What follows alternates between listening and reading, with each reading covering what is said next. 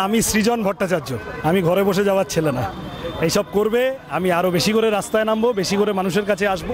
বামফ্রন্ট মনোনীত কংগ্রেস সমর্থিত সিপিআইএম প্রার্থী সৃজন ভট্টাচার্য আপনাদের এলাকায় নির্বাচনী সকাল থেকে প্রচারে সফর সঙ্গী রয়েছে সৃজন ভট্টাচার্যর, যাদবপুরের সিপিএম প্রার্থী।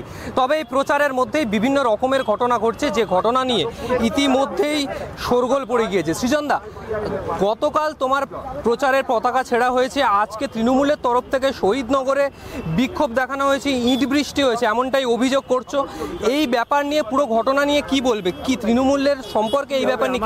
আমি সৃজন ভট্টাচার্য। আমি ঘরে বসে যাওয়ার ছেলে না, এইসব করবে। আমি আরো বেশি করে রাস্তায় নামবো, বেশি করে মানুষের কাছে আসবো।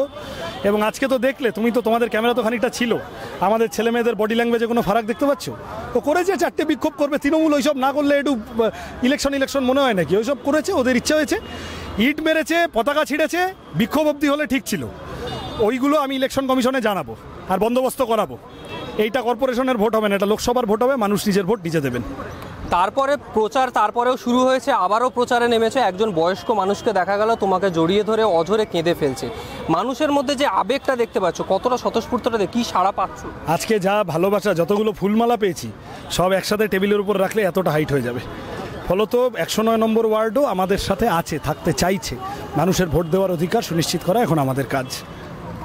একেবারে কথা বলছিলাম সৃজন ভট্টাচার্যের সঙ্গে। মানুষের মধ্যে স্বতঃস্ফূর্ততা দেখতে পাচ্ছেন সৃজন ভট্টাচার্য, আর এই স্বতঃস্ফূর্ততা মানুষের এই পাশে থাকাকে কেন্দ্র করে এবারের নির্বাচনে লড়ছেন সৃজন ভট্টাচার্য।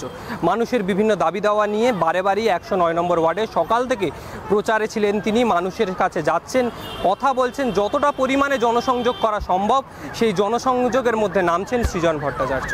ক্যামেরায় বিনয়ের সঙ্গে রিকের প্রতিবেদন, আর প্লাস নিউজ, কলকাতা।